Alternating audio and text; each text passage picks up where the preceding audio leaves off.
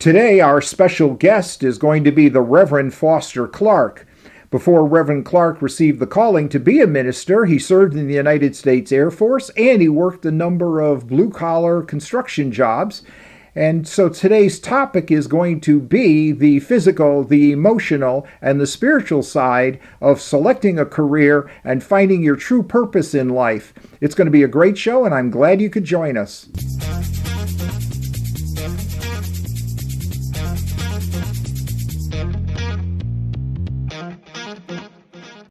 Welcome to I Love My Tools, the radio show.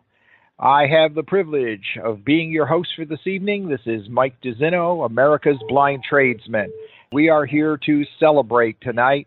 You can hear the telephones ringing in the background because we're celebrating life. And if anything can go wrong, Murphy's Law of Broadcasting is it will. So anyway, we are on the show right now. We're celebrating all the success that folks who decide to make a career in the trade, the success they can have out of their lives. The great people of America, the unsung heroes, the middle class, and that's what we're all about. Each week, I, my guests, and my listeners, we will be discussing the blue-collar trades as a vehicle, how you can have the American dream for you and your family. And we're going to discuss what's proven. What do we know about the trades? And those of us who've been in them, what have we passed down from generation to generation? We'll be talking about the new trends of tools and different materials and the culture, of course, that is in the blue-collar trade. I'm laughing because I'm thinking back over the years of all those conversations that are not politically correct, but we spend the day just laughing our tails off. The fun side of the trades, in short, and the serious side of the trades. How that all blends together to form a wonderful, wonderful life in the trades. For myself, the trades have been really good to me in my life, and it has given me a life that most people never have, especially people in my circumstances. I was born blind, and I was born into a working-class family. My parents were ordinary working people. My father was a high school dropout, and though my mother was very educated over in Europe, her credentials were not recognized here in the United States, so my mother became a factory worker and a waitress. My father was an alcoholic. They split up one day, and then I had to live in a broken home. When he left, when I was around 10, 11 years old, that left me the man of the house, back in the day when that meant something. Left us in a housing project with an apartment in the project that my mother had to hold down a full-time job in a factory, in a buffing room, in a stamping machine, making lipstick tubes in a cosmetic factory, and 2 waitressing jobs part-time to supplement even that, just to pay a $57 a month rent. And that's why I say the great equalizer and the fairest place to be in America today is in the trades. There is no other place. I was born in Waterbury, Connecticut, a great industrial center in its day, definitely during World War II. There were lots of opportunity because there was lots of industry there, and that meant there were lots of tradespeople. But by the 1960s, the industries were dying and moving away as I was growing up. But all around me were those tradespeople. A lot of them were older. A lot of them were World War I vintage people, and a lot of them were World War II veterans that came back, and Korean War veterans, and they were working in the factories, and they had skills. And I was that pesky little kid that kept saying, how come, why, please show me. They showed me. They didn't care that I was blind. God bless those people because they taught me a lot, and they gave me the encouragement to go on and have the life that I wanted. As a matter of fact, at 5 years old, I was drilling angle iron in the back of my father's television store because back in those days when you put up a TV antenna, you had to actually build the roof mounts and everything from scratch. They weren't kits that you could buy at Radio Shack. And in that day, it meant I grew up as man of the house having to fix things. As I began to do more and more and fix things, I began to gravitate toward the trades. And in my working career, I've worked in 13 different trades, and they have led me places of travel and experience and financial success that I just don't see anybody else being able to do under my circumstances. In fact, in the United States right now, depending upon which statistic you choose to believe, 75 to 92% of the average blind people in America are unemployed. And because I learned a trade, I was hireable. That's really cool. It really is the great equalizer. And so that's what the show is all about. We're here to celebrate what you can do in life, not what you can't do. And that's really important. We just got to do that. That's just the way it is. Last week, the powers that be that control all the technology in the world decided to eat some of the audio track. And it's gargly and it's hard to understand. And it is a little bit distorted. It's up in the archives now. So you're going to get about a 3-minute section that you're probably going to understand about half of what I was saying. So I thought I would cover that right now and bring you up to speed on exactly what I was saying. I was mentioning all the contact information about if you have any questions, send them to questions at ilovemytools.com. Questions with an S at ilovemytools.com. If you have any comments, nice ones, please. Now, give us your honest feedback and honest input. Comments with an S at ilovemytools.com. And for those of you that would like to have some fun, we put something together over at Facebook and Google. We have a page where our apps are, and these are little quizzes, 10-question quizzes you can take in a number of the different trades that I've worked in over the years, the automotive trade, carpentry, plumbing, electrician. Yes, I was an electrician. Yes, I was. 3.5 years, did industrial work and worked as a millwright also, setting up machinery and everything else. I loved it. I loved it. It was all your weeks of work getting that 20-ton machine in place and getting the cooling towers in and getting electrical sources hooked up to it and the water supplies and everything else and moving it into place and getting it off the back of a truck and into the factory and set up where you needed it. It was awesome, especially when you flipped the switch and that machine came alive and it did its job. It was awesome. What a great, great triumph that was. We talk about that. Well, we have an app, and I have 10 questions in each of the quizzes. Right now, there's about 7 quizzes up there. Soon there'll be more. Over at ilovemytools.com, for the people that joined the crew over there, we're working on a reward system. We're not charging you anything to be a member of the crew, but it's going to be valuable to you. And we're encouraging people to get over there and become a member of our crew, the I Love My Tools website crew, and help us. Tell a friend about us. Watch some of the how-to videos I've put up over there because I get lots of questions. Hold it. You telling me a blind guy is a carpenter? Yeah, there's videos up there of me running my old Rockwell table saw and showing some tricks that unless you're a mill person, you probably wouldn't even know these tricks. Working for the side of the blade and doing a few other things, using the saw blade as a shaper for making handles for wheelbarrows. Just all kinds of cool stuff. Some tools that over the years I've loved and some of the tricks and modifications I've made to those tools and why I gravitated toward that particular brand because of certain features that tool had that made it easy for a blind guy to use it. So these apps are up there. It's real simple to get to one of the apps if you want to take a quiz. You just simply go to ilovemytools.com/apps, APPS, apps. ilovemytools.com/apps. Let me see, for you military people, that would be, what would that be? Alpha Papa Sierra, okay? .com/Alpha Papa Sierra. Now, some military person just told me tonight that it's not Papa. P is Pierre. So then for you guys, it would be Alpha Pierre Sierra. Matter of fact, somebody give me some feedback on that. Is that correct? I've never heard that before. I heard it was Baker or Bravo. I've heard 2 B's. You know, I used to watch all those Army movies back in the 50s and 60s, you know, with John Wayne and Audie Lee Murphy and all those heroes. I always thought it was Bravo or Baker, and then Charlie. Everybody agrees that C is Charlie. And so if anybody knows any variations of that I'm not catching on to, please give us that input. We'd be glad to hear from you on that. But what I said was, again, ilovemytools.com/apps, and they are free of charge. I love giving away free stuff. And we're going to be doing a lot of that here. And to the people that earn the most karma points in a month, we're going to do special things for them. And we've got a whole system planned out. You know why? Because I love what I do. I love the trades. I love working with my hands. As a matter of fact, today I still manage as busy as I was today, getting ready for tonight's show and line up guests and getting all the social media stuff out there and a whole bunch of other things that go on in my daily routine. I still managed to put in about 3 hours in my personal workshop, working on a new pilot project that we will put the video up for. There's a lot of questions I get about, how's a blind guy measure? How do you measure something to within a thousandth of an inch and repeat that cut over and over and over and again with absolute dead accuracy using a handheld circular saw?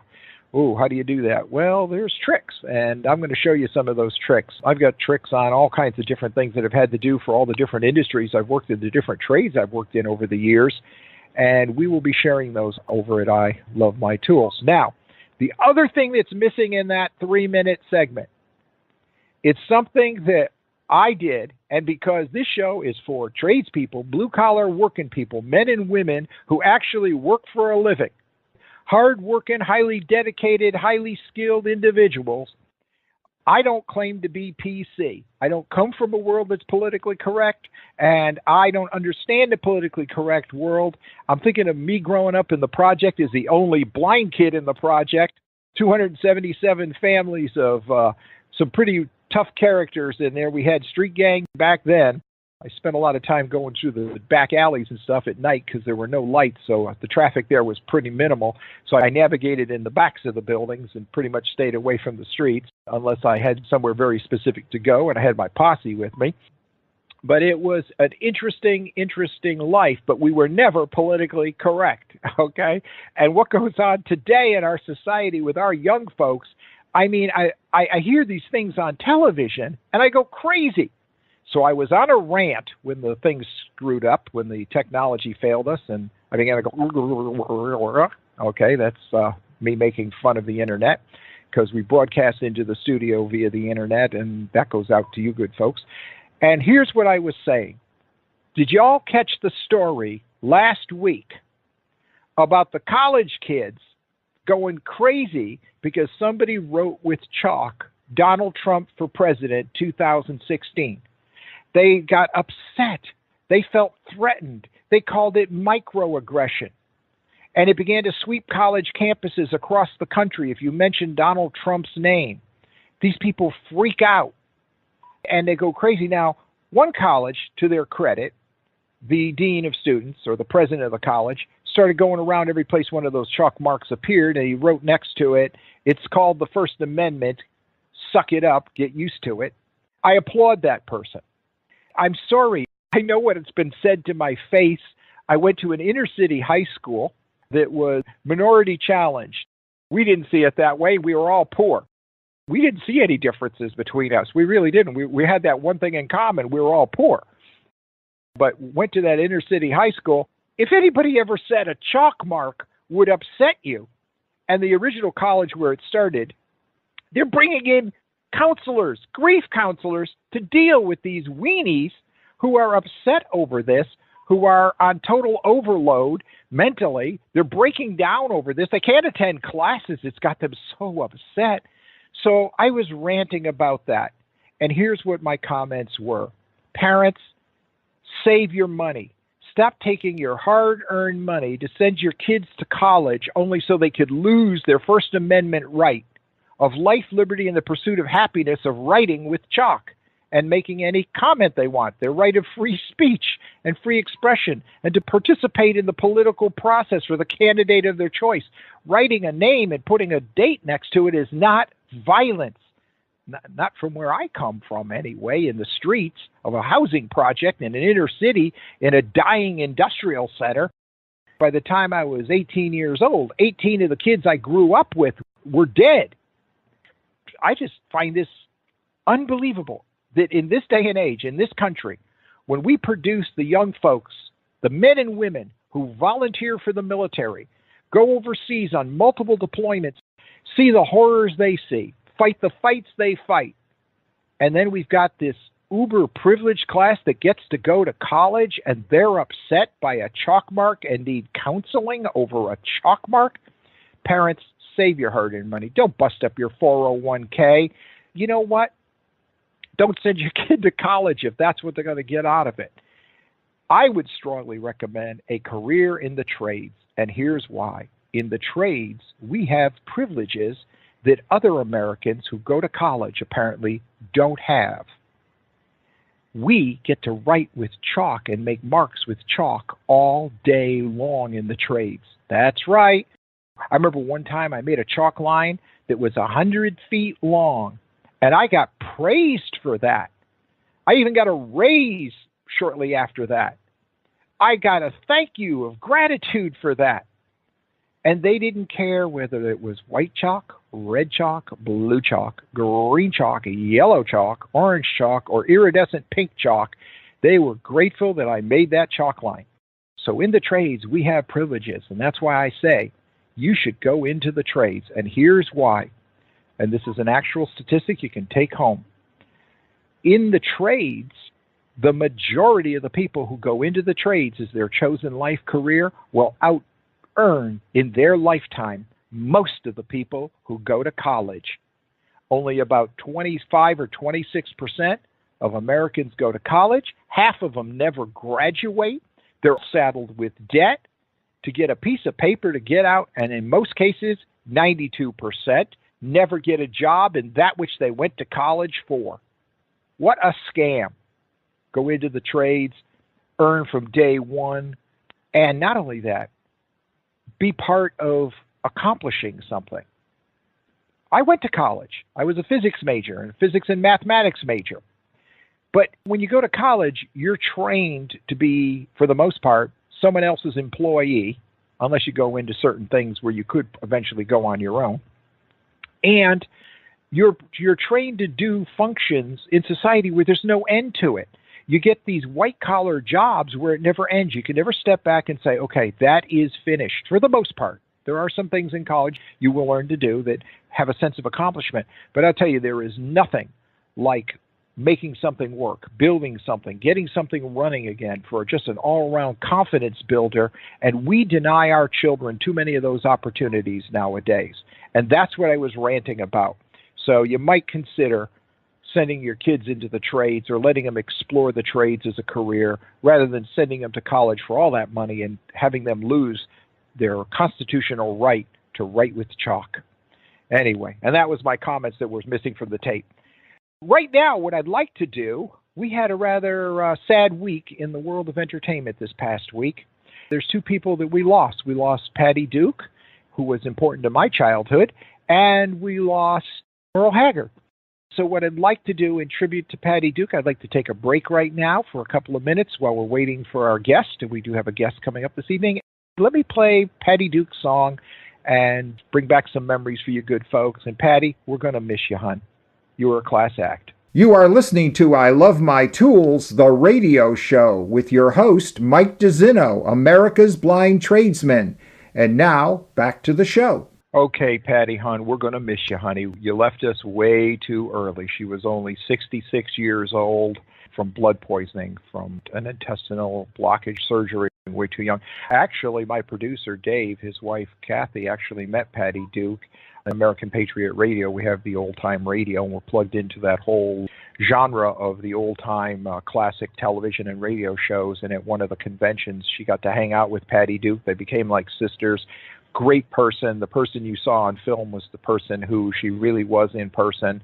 She was everybody's friend, and she was a good, good lady. And Patty, like I say, we will miss you. And there's a special place in our hearts for you from our childhood and your subsequent work after that, and the much charity you did and all the other good things you did. You are missed, and we wish we could have more like you in this world. Tonight, I will be having a guest joining me, but before my guest joins me tonight, we're going to be doing a lot of things with guests because we're going to pick some very specific topics. And again, this is where your input is valuable. And at those times, you will be able to call in, like tonight. If you'd like to call in and participate in the conversation, that's simple. Go to AmericanPatriotRadio.com, and you will see the live call-in number when we are live on the air like this. And you could also then go over to the chat room. Dave, our producer, keeps an eye on that on and off when he's not going crazy. It's a blessing. You know, he has a birth defect. He was born with 8 arms, 2 heads, and he can watch all these screens and push all these buttons and keep up with a show like this, managing 52 different events at one time. So that's a blessing here. He could only work in radio with 8 arms, but before they had automatic pin machines at bowling alleys, he would set up all 10 pins in 2 hand strokes. So he was awesome. But anyway, seriously though, your comments and your questions at ilovemytools.com and comments at ilovemytools.com. Let us know what topics you'd like us to cover, because we've got some stuff coming up here. Here's one that's very big. I've got a guest who for more years than you care to remember, almost a half a century, has been an expert in 18th and 19th century restoration. He's one of these guys that would take down one of those 250-year-old colonial barns and move it and reassemble it as a house or whatever. Well, we're going to actually discuss the entire process by which post and beam is done, including how they did it in the colonial days. You know, putting up a barn when your neighbors got together and did a barn raising, you know, the American way, your neighbors helped you, the sense of community and all that. Actually, that was the party celebrating almost probably 2 years of work getting to that point, because all those trees had to be cut down and hewed into beams, and those beams had to be cut and mortised and tendoned, and pegs had to be drilled, and et cetera, et cetera. And it was quite a process to cut all that planking and hand make the nails and everything else they did. So we're going to be discussing that process here with a dear friend of mine, and he'll be joining me here, if not next week, the following week, and we'll be doing that show. For those of you that are interested in post and beam construction, like I say, we're going to cover that from soup to nuts.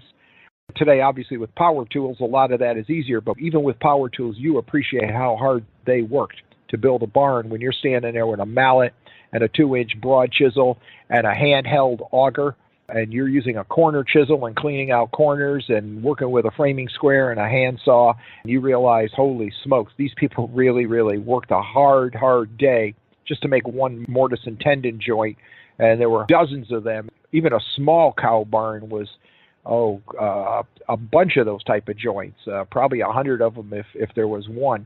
And it's an amazing process. Got to do a little bit of that in my career. Absolutely love it. You do that for a living, you won't have a beer gut. You can celebrate after hours and on the weekends with all the beer you can legally drink. You won't put any weight on, because that is some serious, serious work, picking up some beams that are 400 to 800 pounds and flipping them over and marking them and cutting them and doing all the fine detail work like you're making furniture out of just the first foot end of an 800-pound beam. It's quite a process, and it's a lot of fun. So we'll be discussing that. Also, there's been new innovations on a lot of different tools. We'll be discussing those too, some really great tools, and we're always trying new tools. Let me mention something. Over at ilovemytools.com, the website, there's some videos up. There'll be more going up this week. I have found some stuff in recent years that I just wanted to share with the public and talk about places where you can go and check some of this stuff out. One of my great finds is the Rockwell Jaw Horse. We'll be talking more about that in details. I'm thinking of getting a guest here from Rockwell themselves to talk about it, but I'll tell you, it's a great tool. You know, sometimes when you see something on those infomercials at 2 o'clock in the morning on those nights you can't sleep because you're excited about what's coming up tomorrow, and it's got you up late at night because you can't wait till the sun comes up, you can go out there and do your thing. Well, I'll tell you, you see those commercials, and again, not being politically correct in the trades, we always felt in any advertising, and I would challenge any tradesperson to call in, please, give me some feedback on this. If they had to put a scantily clad woman on the package to sell it to you, it was probably because there was something wrong with it. And the stuff that you would buy where there would be some burly, unshaven, flannel shirt wearing, ugly dude using the tool, it was probably a really good tool. They didn't need sex to sell it. And we used to joke about that all the time in the trades. If we were having a problem with something, I can remember on a number of occasions turning to your helper or turning to your partner and saying, "Where's the box this thing came in?" And they say, "Yeah, go get it." And on the cover, if there was some very attractive person dressed totally inappropriate to be on a job site, you'd say, "That's what's wrong with it. Look at the box. This was never meant to go together well." And we used to laugh about it. And then, of course, we would solve the problem and we would throw away the instructions and we would have to improvise. But we would do that. And I'll tell you who first pointed that out to me, by the way. It wasn't a guy. It was some of the women on the crew going, "You guys are so gullible. You didn't buy that because it was the best. You didn't buy it because it was the right price. You bought it because she had a nice rack. That's why you bought it." The women used to tease us all the time about being baited like that, where they didn't get sucked in on that. They bought it for the quality of the tool or the quality of the item, whatever that was, a sliding glass door or whatever it was. But if, like you said, if they had to use sex to sell it to you, then watch out, it wasn't going to work. So we'll be talking about some of the innovations in tools because, like I say, I saw the infomercial on that, and until I got one as a Christmas present, I began to play with it. It's indispensable. Matter of fact, I was using it today. I've got some videos on some innovations and adaptations I have made and some of the other things that I've learned to do with the Rockwell Jawhorse, because being blind, I need both my hands. Because if I can't feel something, I'm blind again. So in the past, securing your work and then holding the tool, I ran out of hands. With the Rockwell Jawhorse, I have double vision again. I've got two free hands, one for the tool and one to make sure I really guide that tool carefully. And I'm in pretty good shape. And you'll see some of those videos up there over at ilovemytools.com. Tonight, joining us will be my guest, Reverend Foster Clark, who is a presenter here on American Patriot Radio. He's a co-worker, if that's what you want to say. Tonight we have an interesting topic. We will be discussing choosing your life's career. What work are you going to do? It should be character-building work. And we're going to be discussing it from the perspective of the Bible. What are the principles in the Bible that you're being told all the time about work and what you do for work and how you treat people? I'm excited about this because this is something I have been looking forward to do now for about 6-7 months. I've been toying with this idea, and I knew that once we started the program, we would definitely one night get on this subject for sure. For those of you that don't know Reverend Clark, he has a great show. It's coming up tonight, and it is the Friday night gospel romance, The Sounds of Passion. It's got a great following, that show, and Reverend Clark has some really great comments. You know, you work really hard to find that significant other in your life, and then you go and mess it up. It's amazing, and it kind of puts relationships back on track. It really features marriage and healthy romance from a Christian perspective, and it's a great show. I know every time I listen to the show, I'm greatly inspired, and I'm falling back in love again. It's awesome. It's a great show. It's a great, great show. And also on Wednesday, that's Reverend Clark's other show that he does, Words to Live By, and that's a great show with a great, powerful message every week. And all these shows are up in the archives over at AmericanPatriotRadio.com. Just look for the show you're looking for, and you will find it there, along with Chuck Skull's Golden Age of Radio. Tonight, we're also going to do a feature here, and that is self-employment in the trades. You know, there's employment in the trades, but then there's self-employment in the trades, which I found was my key to success. It was my avenue to break out and earn an above-average income and accomplish a lot of things that I'm very proud of over the years. It's really something, as the years go by, to stop in alongside of some country road somewhere, and there's the barn you put up, or there's the garage you built for somebody 40 years ago, or there's the house you built, and there's the retaining wall you put up, or the bridge across the little brook that you built. It's just such a great feeling of accomplishment to go by these places, the place where you put a roof on it when everybody else said it was impossible. That's the creative part. See, people mistake the trades. They think you're working with your back. They think you're working with your hands. Yes, that's part of it. But you also work a lot with your mind. It's constant problem solving, constant innovation. The trick is to be able to do it better next time and do it faster and make even more profit, because you can get in and out faster and do even better quality work the next time around, because each time you learn a little something, you learn a few tricks. You'll hear people in the trades always saying, it took me so long because I haven't done it in so long, I forgot half of what I knew, the little tricks and things that we learn along the ways. Sometimes it matters which nail you put in first, because if you put the wrong one in first, the second one is a little harder to do. Okay, and for any of you who had to do blind nailers in corners for drywall, you know exactly what I'm talking about. There's a time when you need to do it, and if you don't do it then, later on, it's a son of a gun to get that piece in there, isn't it, and get it secured. Yeah.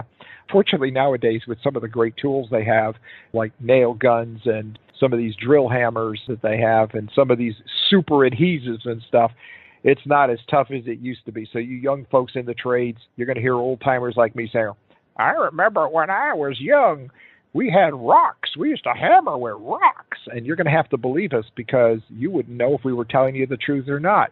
Because I don't even think rock hammering is up on the internet. I know as a kid I used to use a rock to drive spikes when we were building tree forts and stuff down in the woods. Just outside the project I grew up in, if you escaped from it, you were in these fields and stuff, or these abandoned farms. It was pretty amazing to, get down into the woods as kids. So I had a really great childhood. I had some of the rural experiences, and I had some of the inner city experiences all wrapped into one in one place. The other person we lost this week, remember I had mentioned this, was Merle Haggard. And, Merle's got a really interesting history. He's a bad boy, self-proclaimed bad boy. He did something. When Johnny Cash recorded the Folsom Prison album, Merle Haggard was in the audience as a prisoner. He was in prison at the time. He was in Folsom Prison, and he heard Johnny Cash perform, and that's when he knew he wanted to do that. And when he straightened himself out and got out of prison, that's exactly what he did. He passed away this past week at 79 years old. Matter of fact, I think he died on his birthday, or the day before his birthday. And so my next song, it's one of Merle's songs, and it's a song I really like because I like the message in the song. And Dave, would you cue that up? And we'll take another break here. You are listening to an episode of I Love My Tools, the radio show, with your show host, Mike DeZinno, America's Blind Tradesman. And now, let's get back to the show. Okay, Merle, thank you. Boy, do I love that song, The Good Times.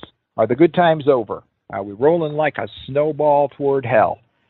A lot of people debate that in this country, especially during this election year, saying, this is the election, this is the one. I don't know who's right.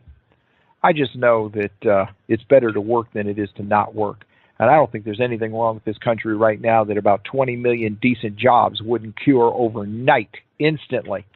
So that's where I'm tending to place my vote in the candidate that I believe can create jobs, because that's what it's going to take. It isn't going to be another federal program that puts us deeper in debt. I am a blue-collar person, and I'm raised in a blue-collar reality. And I really like that line he said in the song, where a man could work and would. I just don't get it. I don't know how anybody could just hang around and do nothing. That's a life that's already ended except for the funeral. That somebody ought to have 6 handles sewn into their clothes and lie down somewhere and just wait for 6 people to pick them up and throw them in a ditch. I mean, come on.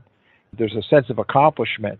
As a matter of fact, that's what caused me to invite the good Reverend Foster Clark here this evening to discuss this, because obviously he knows the Bible inside and out better than I do. But I'll tell you something, as you read the Bible, one of the things that I have discovered is that God works. And it says God works in many ways, and God works in strange ways, and God created things. He built, in plain words, and God restores things or repairs them and makes them useful. I had the feeling that working in the trades is a noble career, because that's what we do. We build things, we create things. We're kind of God's agents of reality here on earth, because the things we do benefit people. We restore things, we fix things, we make them usable again, which is a good stewardship, because you have material blessings that you have been given in your life, and you want to take care of them. And we can do that. And I really like that song. I'll get more on that subject when the good Reverend joins us here shortly. But a joint was a bad place to be. That's another line in the song. He said a joint's a good place to be, and he said a joint was a bad place to be, making fun of the fact that the word joint today, other than a place where you hurt in the mornings and on rainy days and probably need a glucosamine product to take care of that, or a chondroitin product to take care of that, because we're all getting older. I have childhood memories. As I had mentioned, my father was an alcoholic, and not that that was funny unto itself, but I witnessed a lot of funny things. I remember when my father decided it was time for a drink, and my mother basically browbeat him, saying, come on, take your son with you to work on Saturday mornings when I was a kid. The kid wants to know what you're doing, and, boys are supposed to go to work with their dads. My mother was very traditional European in that respect. So my father reluctantly would take me with him, but he had had enough, and by about 11 o'clock or 11:30 in the morning, he needed to be at that bar down the street. And it was a working man's bar. You could go in there during the week, and you could get a working man's lunch for $1, which was usually a slab of meat, some potatoes and vegetable, and some salad alongside of it, which all on one plate. one of those plates that was divided into 3 sections. You remember those plates that they used to make in restaurants? They had the little steering wheel spokes on the plate. That's what they used to feel like to me. There was the one big one, and then there were the other 2 that divided up the plate. They were a little smaller, and that's where your mashed potatoes and peas went, or your salad went, or whatever. And the bigger one was usually your slab of meat went down on there, a piece of ham or a piece of chicken or a Salisbury steak or something. So we're in one of those places, and it was a joint. Let's face it, it was a joint. It had a jukebox, but when the guys were in there drinking, nobody played the jukebox. The jukebox didn't get played till after guys had come in with their ladies and afterward and want to sit in a booth, but most of the men all sat at the bar. I was not of legal age at the time, so I had to sit in a booth. And to keep me quiet, they just kept me supplied with pistachios and Coca-Cola to keep me occupied. But I remember some funny things, the things the guys would argue about and talk about. A lot of them would discuss the trades. But I'll tell you, as a kid, I picked up a lot of what they were talking about, in concept anyway, the names of stuff and what it was called, which did not hurt me, because when I got older and I took an engine block apart, I said, oh, this is what they were talking about, what old Al was talking about. This is what old John was talking about, or whatever. But the funny thing was, they had a wall phone behind the bar at the end of the bar. Every time the wall phone rang and the bartender started heading for the phone, about 20 guys would all yell, "If it's my wife, I'm not here." So I guess I got the message loud and clear. If you sat at that bar and drank, you lied to your wife, and apparently you were ashamed of what you were doing, and a joint was not a good place to be. Thank you, Merle, for reminding me of that moment in my childhood where a joint is not a good place to be. Let me do something here. Comments at ilovemytools.com. Questions at ilovemytools.com. If you want to join in on the live conversation when we open up the lines for that, you could join in the conversation. Also over at American Patriot Radio, when we're alive and on the air, we have live chat going on. People reach out to us, ask us something, or give us a comment on something. This is a live and interactive show. We like doing it that way. It keeps it real and it keeps it fun. The other thing is, for those of you that want to test your knowledge and see, are you as smart as a blind tradesman? Oh, so politically incorrect to say it that way. I don't care. Have you noticed? Anyway, are you as smart as a blind tradesman? Go to ilovemytools.com and just go on over there to hey, producer, I'm getting an echo. I'm hearing myself 30 seconds ago. Well, see, that's okay. Because your guest is here tonight, and he's still muting the different players and things like that. Oh, okay. Yes, I see. Okay. Well, that's okay. I don't want to cross a reverend. I need all the points I can get for that's the hereafter. Right. Okay. So he is free to do whatever he wants. Anyway, this show is live for those of you that think that it's a recording. One time I did a live conference call. You know, when you know your material, you flow through it. And I remember one guy yelled to his wife, back in the days before conference calls even had a mute button. I'm going back to the early 90s. And he turns to his wife, "You are so gullible. This is not live. This is a recording." And I said, "Excuse me, sir, this is live." "No, it isn't." And I said, "Sir, I assure you, I am a live person." And he yells back, "No, you're not. You're a recording." Oh, the idiocy we suffer from those among us who cannot accept the truth. Anyway, but if you want to test your skill and see if you're smarter than a blind tradesman, go on over to ilovemytools.com. That'll take you to our page where you could do it using Google Chrome over the Google Chrome store, or you can go do it on Facebook. And if you share it with somebody, you earn karma points, and those karma points are very valuable because they will qualify you very shortly here to earn little prizes and thank yous from the ilovemytools.com website. Check us out, and we're more than welcome. We've got 6 minutes to go to the hour, and this gives me the perfect time I need to introduce Reverend Foster Clark, who to the APR listening family is no stranger. I had mentioned earlier his show is coming up Friday night, Gospel Romance, The Sounds of Passion. So he's got to get ready for that show. So I do thank him this evening. It's not like he's just hanging around waiting to talk to a blind guy. So anyway, Reverend, good evening. How are you, sir? I'm doing fine, Mike. That's a heck of an intro. Well, Not like I a promised reverend sitting around waiting to talk to a blind guy. Okay. I'm sorry. I have never been introduced like that in my life, Mike.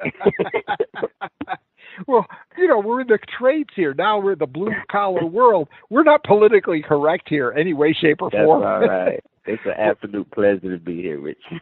Thank you, Reverend. Thank you. Hey, Foster, real quick, I would like for you to share. I know last week in the chat room we got some messages from you during the show. You were born a man of the cloth. You evolved to that station in life, but you are also exactly. And I would love for you to share some of your background here, your military. You even have some experience in the trades. So could you just share with the folks a little bit about yourself? I was raised by a military family. My father was a Marine. I had two mothers, birth mother, and I call her an other mother because my parents got divorced and remarried and loved both my mothers, but they were very hard. They raised you hard, and we grew up doing things that most kids don't do nowadays. We had paper routes all year round, and because I lived up north, we shoveled driveways in the winter, cut grass in the summer, break leaves in the fall, anything you could do to earn money. I ended up in the military, in the Air Force, because I was acting up a lot, and I basically had a choice of either the Air Force or jail. I chose the Air Force. Mm-hmm. It was one of the best things I ever did. It matured me a lot. I loved serving my country. Went in for the wrong reason, but ended up just really falling in love with it. Followed my father's footsteps in the military. Both my brothers, I have two brothers. One went Army, the other went Air Force, and my son is in the Navy now.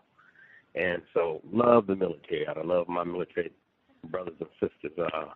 After I got out, I served in the first Gulf War and was always kind of a blue-collar worker, even in the Air Force. I was mobile combat comm, and in between doing mobile combat missions in the field of the comm, I also worked on trucks, 5-ton loaders. I just love getting my hands dirty. I was never a student of tie wear until now. And even when I got out of the military, I poured concrete.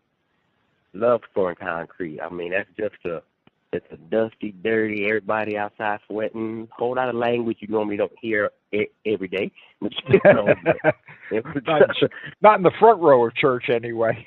Exactly. Maybe in the back. Yeah, maybe in the back row. And usually comments about the choir. Exactly, but love pouring concrete. I got turned on to it after I got out of the military. I really didn't know what I wanted to do because I went in at 18 and I served 10 years. And so when I came out at just under 30, I had no clue what I was going to do. Mm-hmm. And bounced around a little while. I carried garbage for hair sanitation and actually loved that job till one day I almost fell off of the back of the truck and said, okay, it's about time to pick a new trade. And then I went into pastor of a church. Was also a builder on the side. He built churches, built houses, driveways, and one day he called me and said, come pour some concrete with me. And I poured concrete for years. So I just loved it. It's something when you get done. One, I love physical work. I just love physical. It's like working out.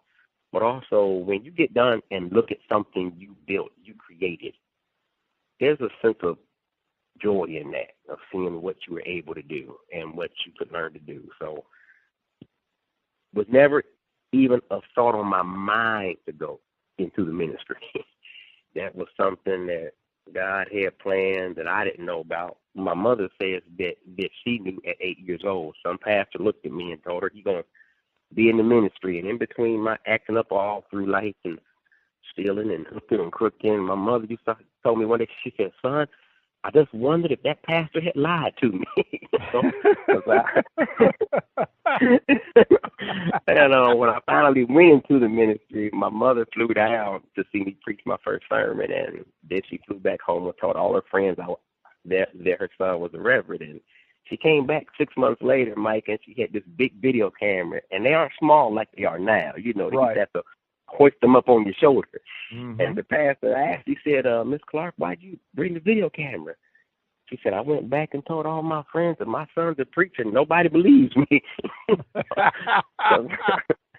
Well, that is great. I had a similar experience.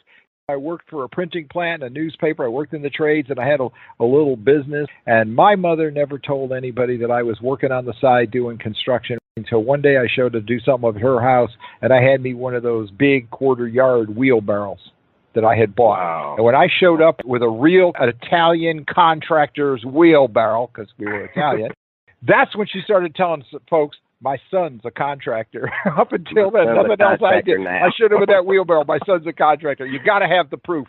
And speaking of proof, Wow. we're going to take a break here at the top of the hour, and then we're going to continue this conversation because we want to prove something to the folks out there that the career you choose to earn your money needs to build your character. And we're going to talk about that from a biblical perspective here. Agree. So, Mr. Producer, why don't we just take a break? And you know what? The first commercial that's going to come up is for your show tonight, Reverend. Oh, okay. I'm very pleased. Thank you. Yeah. If you'd like to find out how you can land one of those 1 million high-paying careers in the trades, or how you can become financially independent by becoming self-employed in the trades, then just click on the button below and you'll find out more about the Million Job Movement and the Anyone Can Win Entrepreneurial Training Program. Click on the button.